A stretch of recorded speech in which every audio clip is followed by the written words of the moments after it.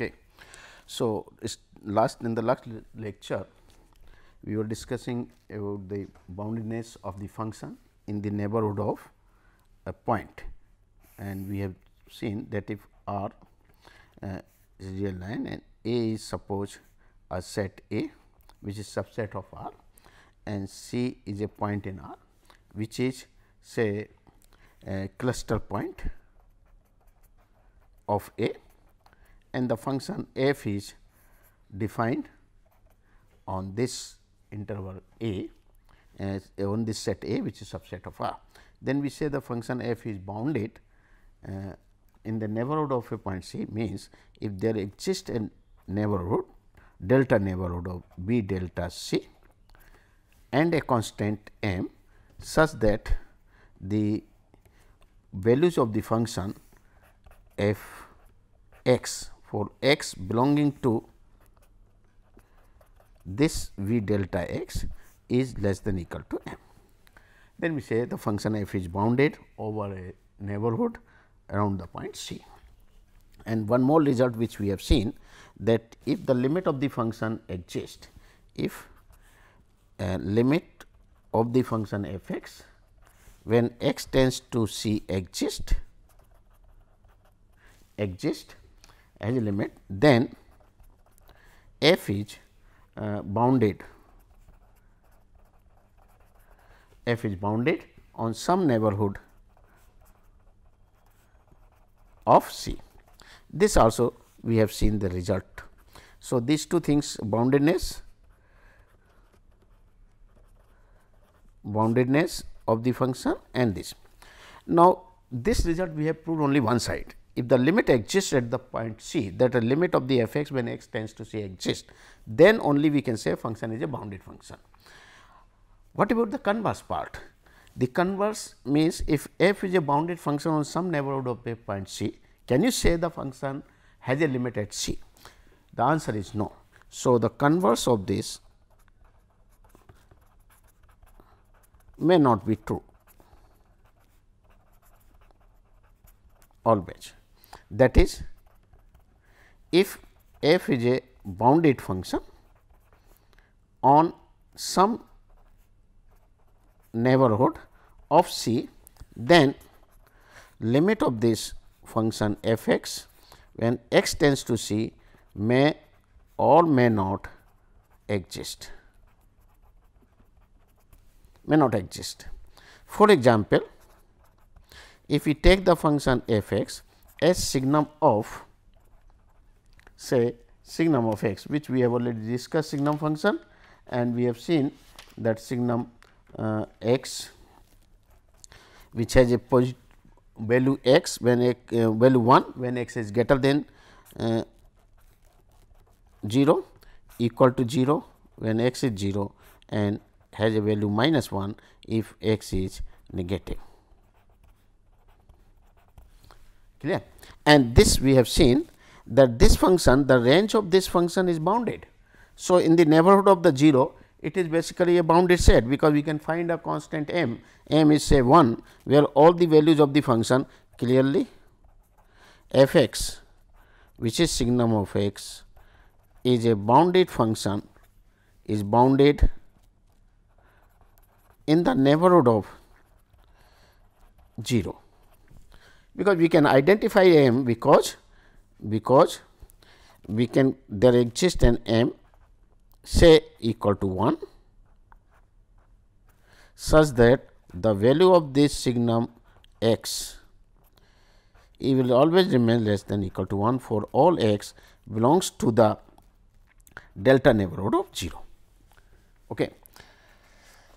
But as we have seen, but limit of this function signum of x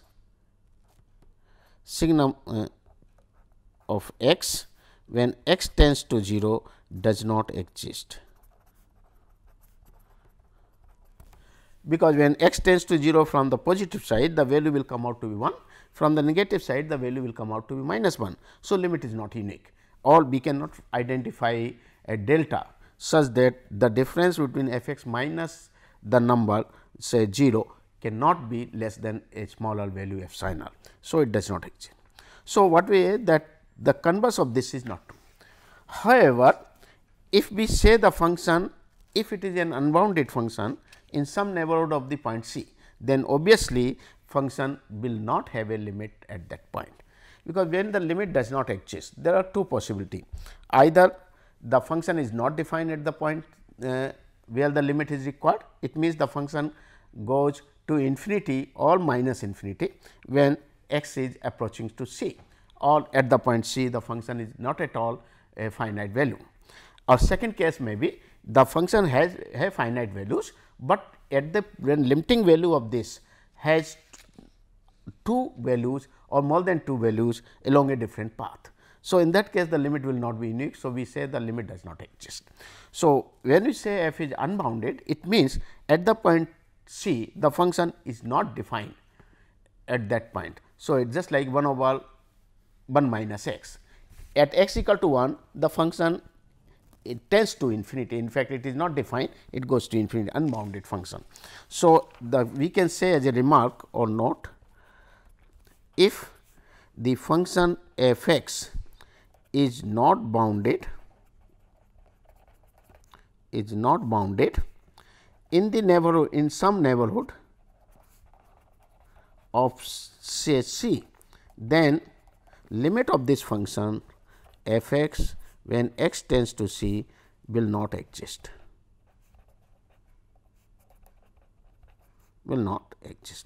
So, that is clear. So, that will be one of the, and that is reason is, for example, if we take the limit of 1 by x when x tends to 0. Suppose I wanted to know whether the limit exists or not. Okay. So, this limit does not exist. Why? Because we have already seen, because if we take a sequence x n say 1 by n, which is belongs to the some delta 1 by n neighborhood or delta neighborhood of 0, say delta is such, so that is the limit, all the terms of the sequence x n belongs to it after a certain stage, say delta neighborhood of 0, then this sequence tends to 0 as n tends to infinity. Okay, so, this sequence can, but what about the function? Function f x is giving to be 1 by x.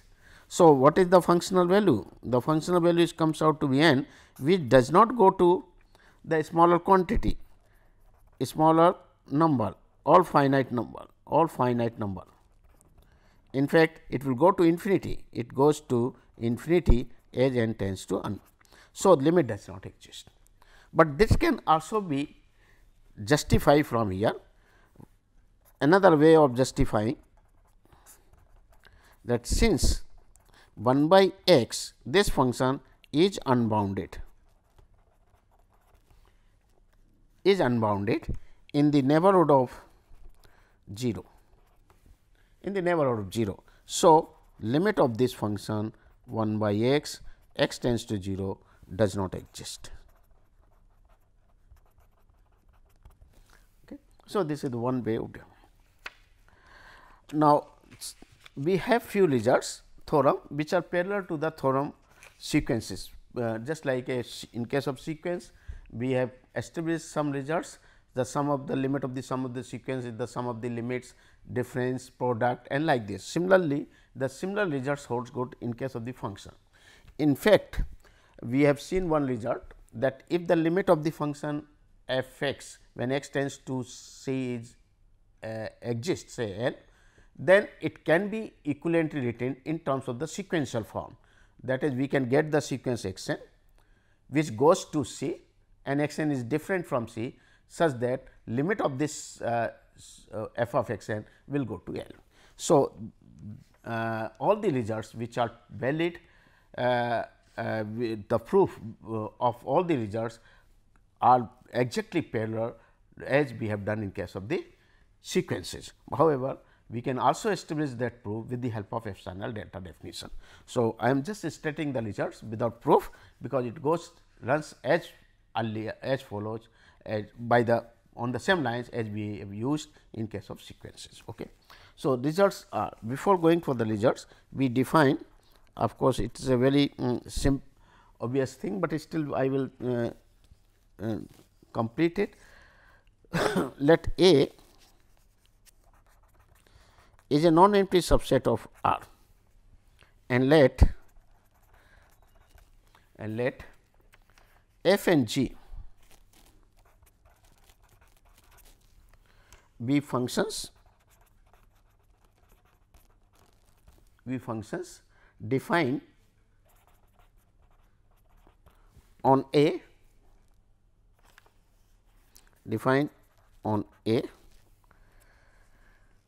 to R.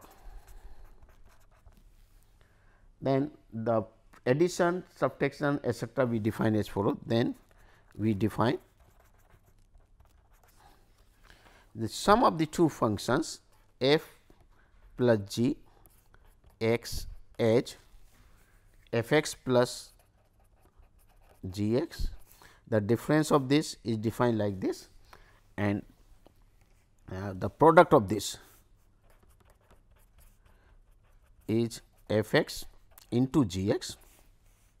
If b is a constant, then b of f x is defined as b of f x, where v is some real number r for some constant r real number, and if h x is not equal to 0 for x belonging to A, then we can define the sequence quotient f by h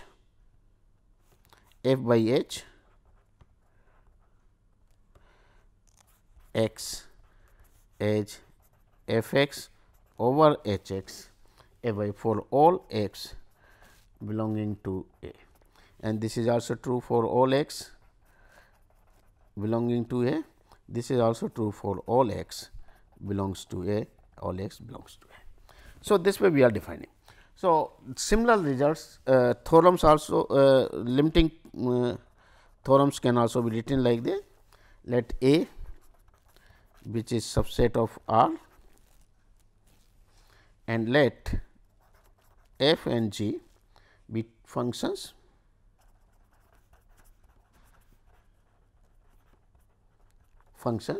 on A to R, and let C, which is a point in R, be a cluster point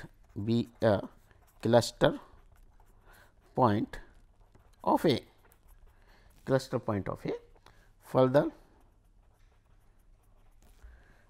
let B is a real number, any real number belonging to R, then the following result we can say: if the limit of f when x tends to C is L, meaning is that is limit of f x when x tends to C is L. So, I am dropping the x suffix. So, that limit is this, and limit of g when x tends to C is M, say, then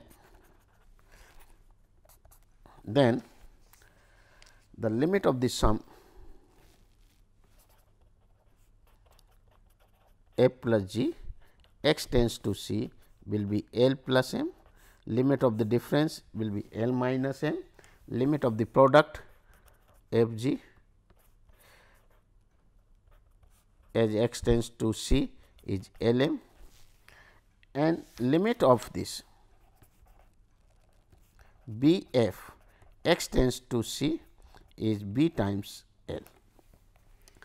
And further, if h is a mapping from A to R, a function, and if h is not equal to 0, h x is not equal to 0 for all x belonging to A, and if the limit of h exists, limit of h when x tends to C is h which is different from 0, then the limit of this ratio f over h when x tends to C is nothing but L by h. Okay. So, proof is okay. Now just go on. Now, here we will make one remark. The remark is that in the part B, we have put a restriction that limit of h x when x tends to c should be different from 0, because if it is 0, then this limit is not defined. However, even that suppose f is also 0, h is also 0, then we cannot define the limit of f over h, because that comes out to be an indeterminate case. The limit may or may not exist. If it is, suppose limit of L is also 0 and h is also 0, in that case the when you substitute the value or take the limit, it will come out to 0 by 0. You cannot say the limit is 1 or limit is 0, it may be anything. So, all may not exist also. So, what we say is then whenever this limiting behavior of the function f over h is different from 0, and particularly in the case of ratio, when they are different from 0, h is different from 0, then only we can say the limit exists, because if h is different from 0, even L is 0, the limit will come out to be 0. But if L is also 0 and h is also 0, then the problem occurs. So, we put this restriction on it. Okay. So, that is what we may not. Another note, so we can say note, suppose there are these functions which are defined on A and having, let f 1 f 2 say f n be a functions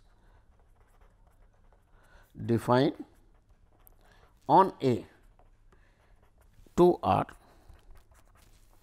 and having, and C be the crystal point of this, and having the limiting values say L 1, L 2, L n respectively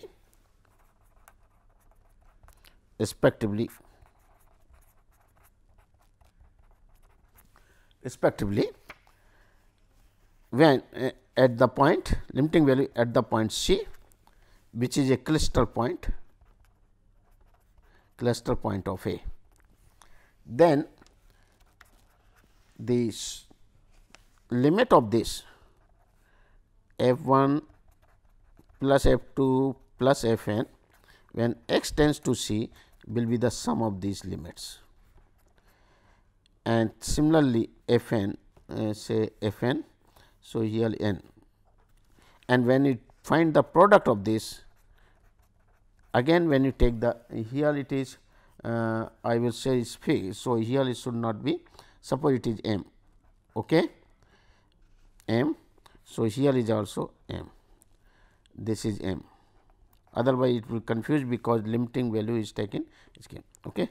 So, when x is 10, okay, is okay, then m, and this is m, and this comes out to be L 1 limit of this x tends to C comes out to be L 1, L 2, L n. And as a result, when all L 1, L 2, L n are same, then it comes out to be x to the power n, when these are all identical as a particular case. Now, let us see the few example based on these previous results, and we can suppose we wanted to show, say, limit of this, verify the limit of this x tends to say 2 x cube minus 4 over x square plus 1, or find the limit of this. Now, it is not asked to use the epsilon delta definition. So, what we do is, because it is of the form f x by h x is x square plus 1, which is different from 0 in the neighborhood of 2. Okay. So, obviously, we can use the result, we can find out the limit of this function, we can find the limit of this function and then value. So, when getting the limit of this function, substitute x tends to 2 means it will go to 2 cube minus 4 over 2 square plus 1, and that comes out to be 4 by 5. So, just substitute it, provided everything goes well. There is no. If I take the limit of this, say x square minus 4 over 3 x minus 6 when x tends to 2. Find the limit of this. Now, here when we substitute x is 2, the denominator is vanishing. Okay. So, it will not define for that. Similarly, when you take x equal to 2, the numerator is also 10. So, basically it is coming to with the 0 over 0 form when you replace x equal to 2, which is known as the indeterminate case, indeterminate form, that we will discuss later when we go for the Euler-Spitzer rule in another, how to compute this limit of such a ratio which comes in the form of indeterminate. But here this is a function, very simple function. We can also use some trick to find out the limit of this. Obviously, when we say that x tends to say 2, the numerator is 0, denominator is 0. It means there must be one factor involving x minus 2 in the numerator as well as x minus 2 in the denominator, then only numerator and denominator both are tending to 0. So, remove that x minus 2 factor. So, if I write the function x square minus 4, 3 x minus 6 for x different from 2, then what happen? You can write this thing as x plus 2 over 3, just because x minus 2 get cancelled. And then when you take the limit of this now, as x tends to 2, it is the same as limit x tends to 2, which comes out to be 4 by 3, and that answer is. Okay. So, that way we can easily find. Now, third is, if suppose p is a polynomial, if p is a polynomial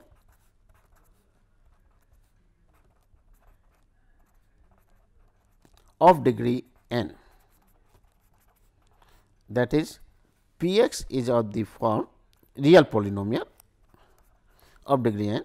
So, it is of the form say a n x to the power n, a n minus 1 x n minus 1 plus a naught, where a 1 a 2 a naught a 1 a 2 a n, these are all real numbers. Okay. X belongs to R. So, p x is a polynomial of degree n. If we are interested in computing the limit of this p x when x tends to c, then obviously it is a sum of these functions, because each one is a function. So, when you take the limit of this as x tends to c, then x to the power n will go to c to the power n. So, it will come out to be the a n c to the power n plus a n minus 1 c n minus 1 plus a naught, which is equivalent to the polynomial p at the point c, a constant p c. So, limit of the polynomial p x when x tends to c is this. Then, if suppose we have a two polynomial p x and q x, if p x and q x are the two polynomial, then if p x and q x are polynomials on polynomials on R, polynomial functions on R, and if the polynomial at the point C, q polynomial at the point C is different from 0, has a value different from 0, then the limit of this ratio p x over q x when x tends to c is equal to p c over q c. Okay. So, what we do here is we sorted out for the point. P x is a polynomial of any degree say n, and q x is a polynomial of degree say m, and it is given the q at the point c is different from 0, but that it does not solve our problem. Why? Because we know q x is a polynomial of some degree. Okay, say degree, say suppose I take say m. It means it will have at most m roots. So, it will have m roots, some may be repeated, some real, some complex, like this. It may have m roots. It means at these roots alpha 1, alpha 2, alpha m, at this point, at these roots,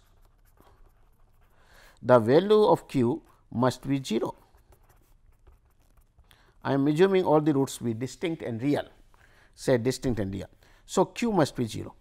So, it means when you approach to C, then path should not contain this point, because if it contains this point, then you cannot find the limit of q x when x tends to C.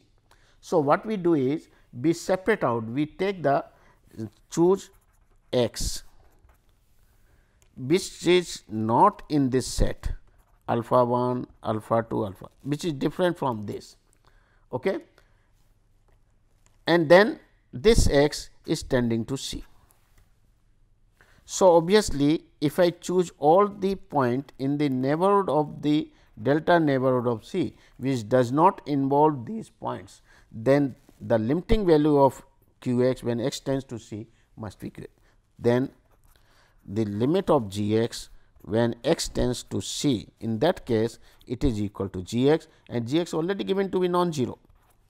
So, this one. Then C, once it is non-zero, then you can apply this result and get this. Okay. So, when you are very careful when you find the limit of this p x over q x, the point should not be available where the q has this one roots.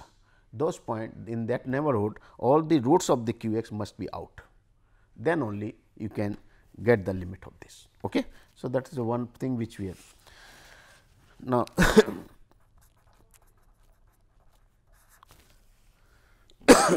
this result is also interesting. The result says let A, which is subset of R, and let F which is a mapping from A to R, and let C belongs to R, be a cluster point, be a cluster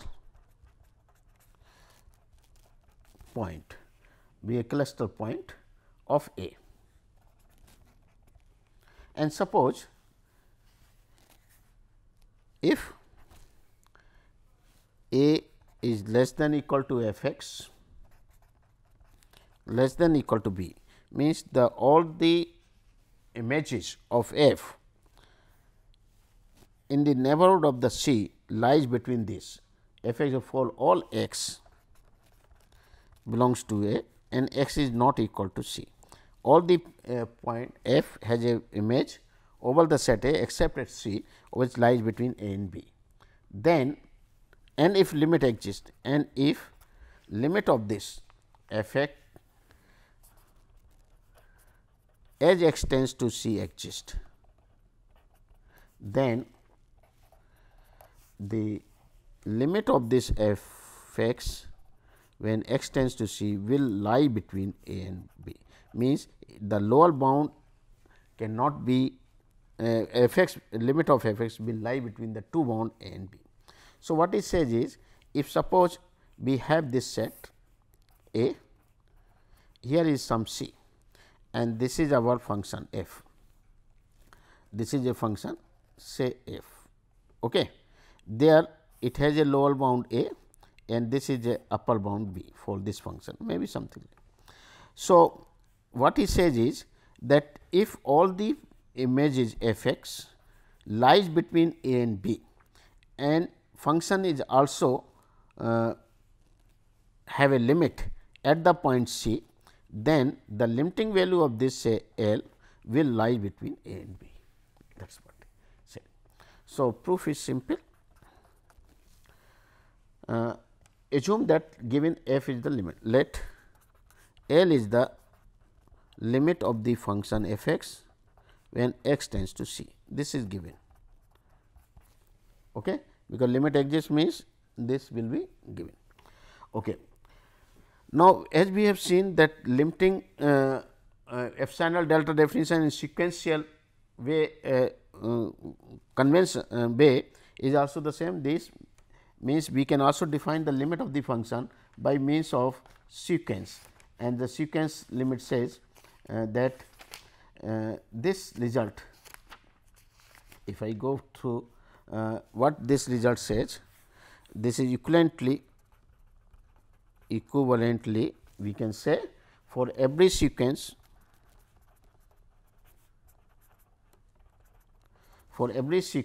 x n in A, every sequence x n in A that converges to C, such that x n is not equal to C, for all n belongs to natural number, then the sequence of the functional value f of x n, this sequence converges to L. So, when we say the limit of the function f x when x tends to C is L, the equivalently we can also say that there will be a sequence x n in A, means x 1, x 2, x n, these are available in this, or from here also, which are different from C. Then the corresponding image is f x 1, f x 2, x f n. This sequence will converge to L. This is the way, equivalent definition of this. So, using this definition we can now prove like this. So, let us suppose a sequence x n in A exists that converges to C, but all the point x n is different from C, then the corresponding f x n will converge.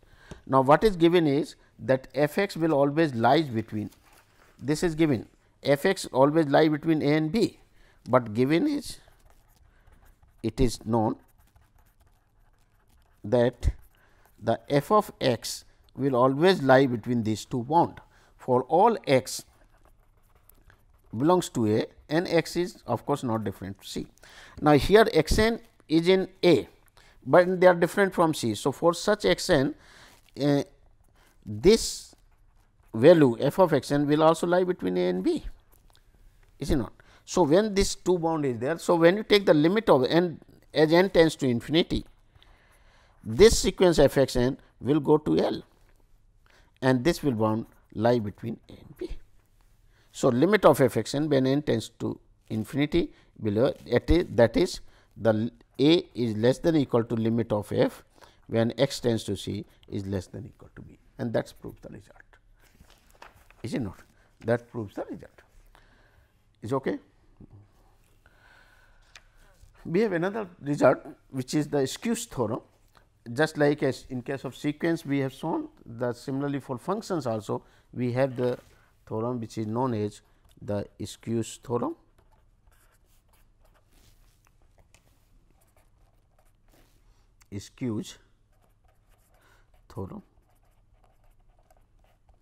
What this theorem says, let A is a subset of R, non-empty subset of R, let f g h is a mapping from A to R, and let C be the crystal point, C belongs to R with the crystal point of A.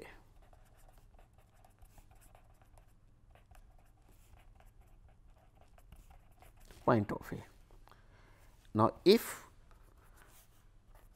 this inequality holds, f x is less than or equal to g x is less than or equal to h x holds for all x belonging to A except say C, x is not equal to C, and if the limit of this, if the limit of f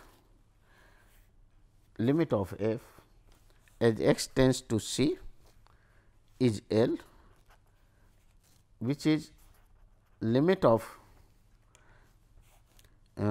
h x when x tends to C, both the limits exist and have the same value say L, then this Squeeze theorem says the limit of g x when x tends to C will also be L. Okay. So, this was proved earlier also, and even it follows from the previous result also, because the limit of this is L, limit of this is B. So, A and B are there, and this G x always lie between A and B for all A, is you know. So, therefore, by skew by previous result also limit will exist, and since both are equal left hand A and B are, so this limit will also be skew all. Otherwise, also G x minus f x you can write it, and H x minus we can get the results for it, okay, like this. So, this is nothing to much prove. Let us see the use of application of the skew theorem,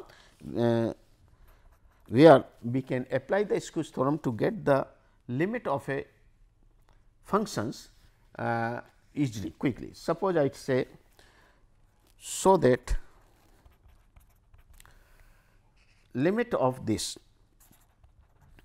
limit of x to the power half when x tends to 0 is 0. We have already seen when x to the power n, when n is a positive integer, then it can be written x into x, x into x up to n, and limit x tends to 0, it will be 0. But when this power is not integer, then x raised to it is fractional, then you can not write in the form of x into x or something like that, we do not. So, we have to show that, of course, this will be discussed when we did for the Cantor's theory another, that x to the power alpha, alpha is rational, alpha n is a sequence conversion, then alpha will go, that is already discussed, but still we using this skew theorem we can prove this. So, how? So, suppose f x is basically x to the power half for all x, this is we want 3 by 2, let it be 3 by 2, okay, for this x is greater than 0, x is greater than 0, sorry.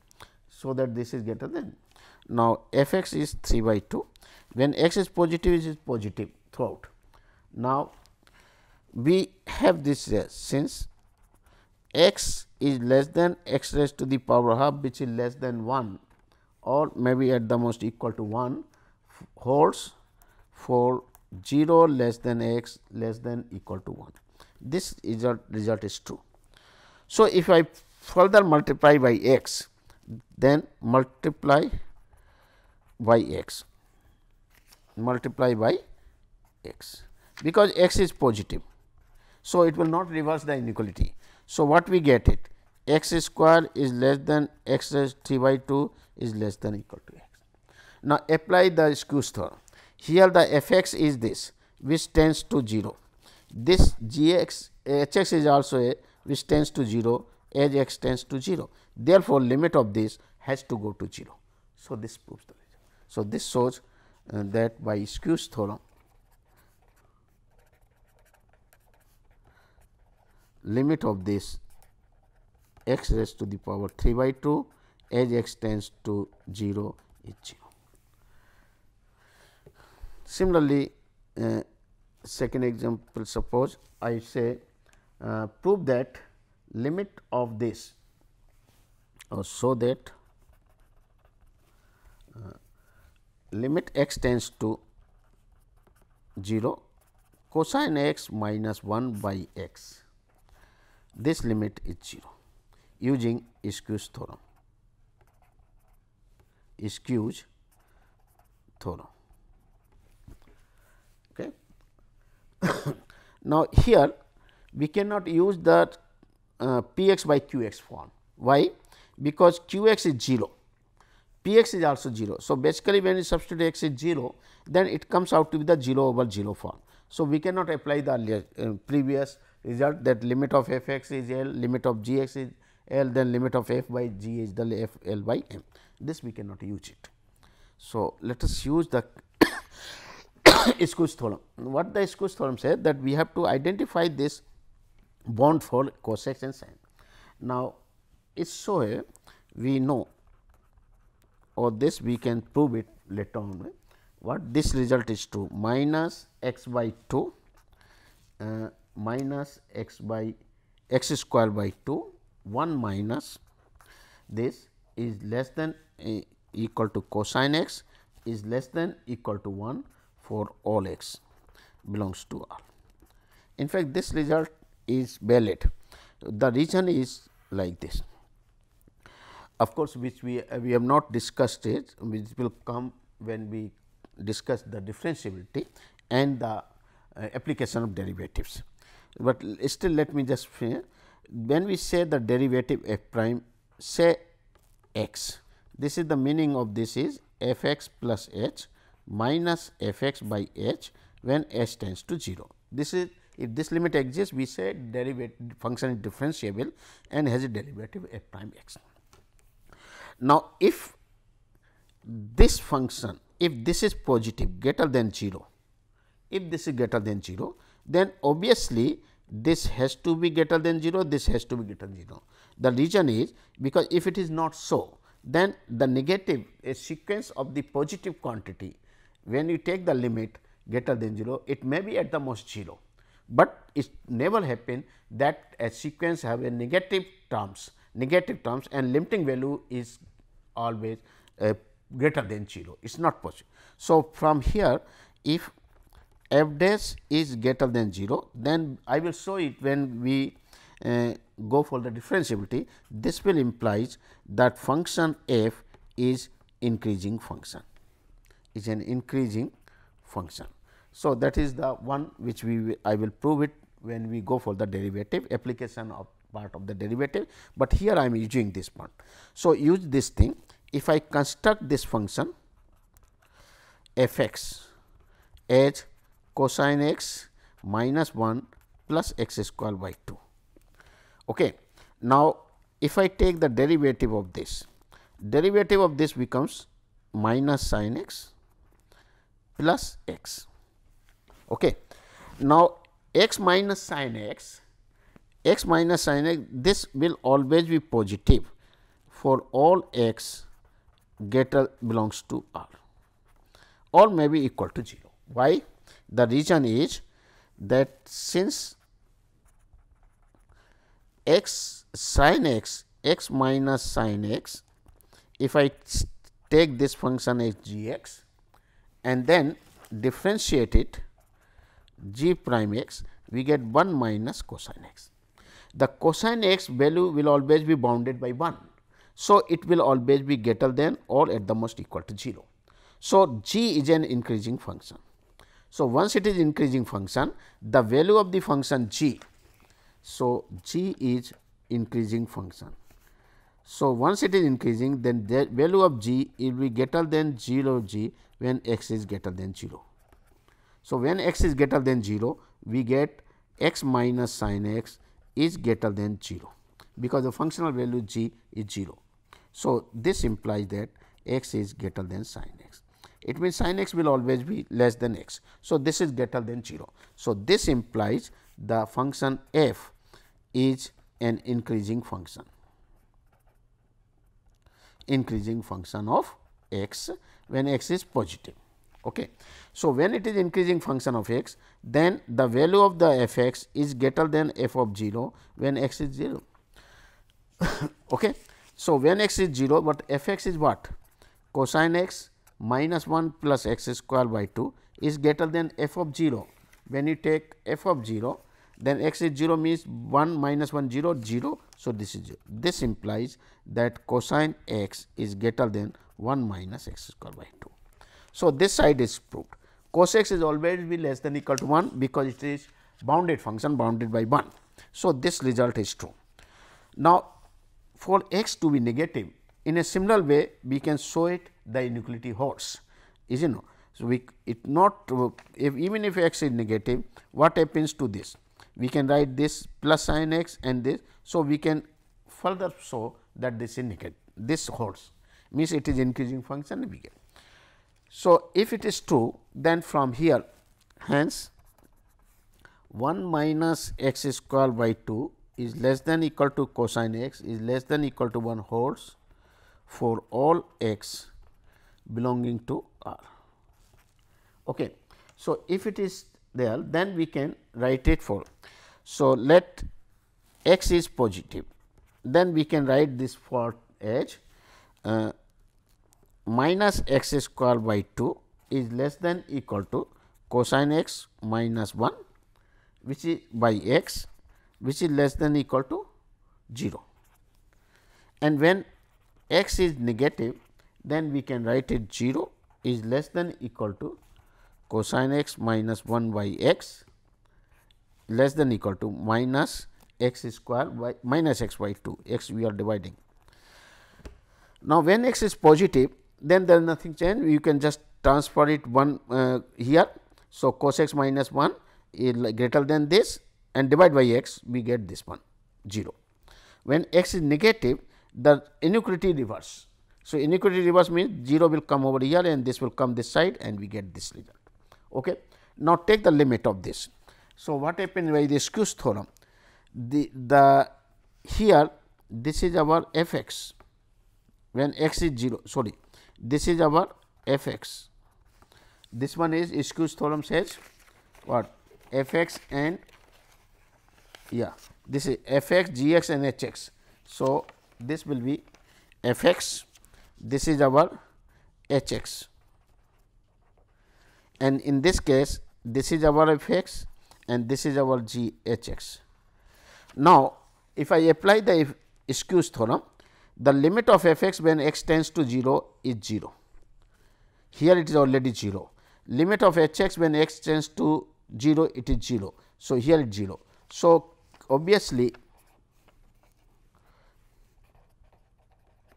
limit of f x when x tends to 0 is the same as the limit of this h x when x tends to 0, both comes out to be 0. Therefore, limit of this cosine x minus 1 by x when x tends to 0 will come out to be 0. So, that is the advantage. And similarly, the similar results is we can show for our sin x. Similarly, we can prove that limit of sin x by x as x tends to 0 is 1. This I am just dropping. What hint is, use this inequality x minus x cube by 6 is less than equal to sin x which is less than equal to x for x greater than equal to 0, and x minus x is less than equal to sin x which is less than equal to x minus x cube by 6 for x less than equal to 0. So, use this, apply the skews and apply skews theorem, you will get this result quickly. Okay. So, that is not. Now, let us one more last example which we want to show. The limit of x sin 1 by x, so that limit of this is 0. Okay. Now, again we will apply this skews theorem. Sin of z will always be bounded by minus 1 1. So, clearly we have this result, since x sin 1 by x, this will always be dominated by these two bond. We can say this thing is true, because sin 1 by x is lying with minus 1 and plus 1. So, when you take x positive, x negative, you lie between minus mod x to plus mod x, and then this part is tending to 0, this part is tending to 0. So, by skews theorem, limit of this will go to. So, by skews theorem, this limit will go to 0, and that is we wanted to prove it. Okay. So, and this result are used very frequently, these limits while constructing a function for a continuous function, differentiability function, etc. They may be used as a counter examples also to show the function is continuous, but not differentiable, and like this way. Okay. Now, we have the one more results, and that result in the form of theorem. The theorem says, let A, which is subset of R, non-empty subset of R, let F is a mapping from A to R, and let C is in R be a crystal point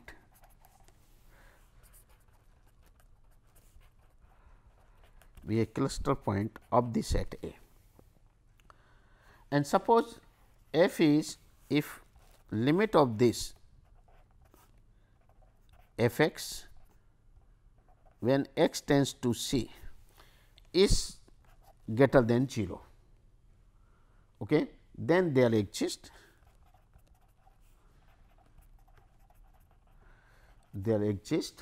a neighborhood B delta C, delta neighborhood of C, delta neighborhood, there exists a delta neighborhood of C such that f will be greater than 0 for all x belongs to A intersection delta neighborhood of C and x is not equal to C.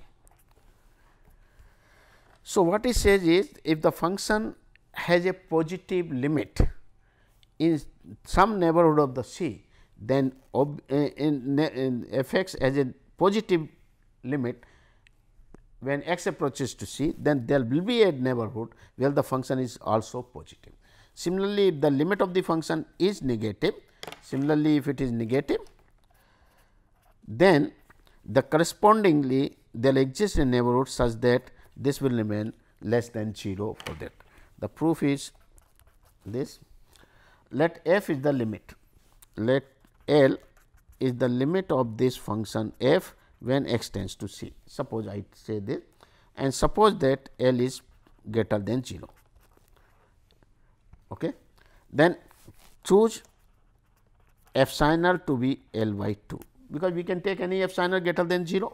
So, I am choosing epsilon. Now, use the epsilon delta definition. So, corresponding to this epsilon, which is L by 2, we can find a delta which depend on epsilon, of course, delta such that if 0 is less than mod x minus C less than delta and x belongs to A, then the f x minus L remains less than epsilon. Epsilon is what? L by 2. Okay. Therefore, this implies what? F x lies between 3 by 2 L and greater than what? Minus L by 2. F x is lying between f x minus L. So, L plus L by 2, and then it will lie between minus L by 2 plus L by 2, that is L by 2. So, it will lie between this one. So, what we say is that f x will always be greater than this. So, there exists, it follows. So, if x belongs to A intersection V delta C, x is not equal to C, then f x will be greater than L by 2, which is positive and holds.